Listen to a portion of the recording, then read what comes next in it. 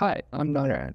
Let me introduce you to .threads, a browser extension that lets you save not just your bookmarks, but the actual trails that lead you to them.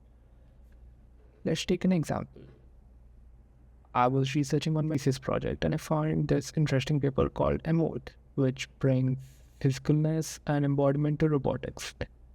I was really interesting, so I did what everyone else would. Started looking up what the authors have been up to. And I look at Dan Locke, and he has currently a professor at Norwich University and is running Imaginaries Lab. And I look at what the lab has been up to, and I see that they have been working on spooky technologies. I know spooky technologies because Tara Brand has been a collaborator in this, and I worked with him in the studio. And I went up to look at what Lucas has been up to. And it's interesting to see that he has been continuing working on Emote and also has been working with experiments with Google.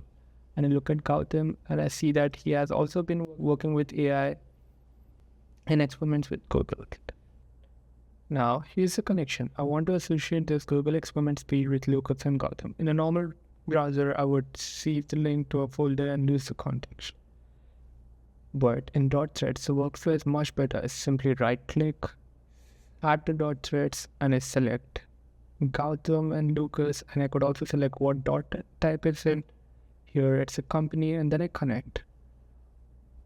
When I go back to .threads dashboard by clicking on the extension pen, here we can see all the connections around this project saved. You can see experiments with Google is now connected with Lucas and Gautam. You can see the full trial of experiments Google connected with Lucas, connected with Dan, and connected with Imaginary Labs. And if you wish, you could add notes. Like, this is cool. And even edit the dots.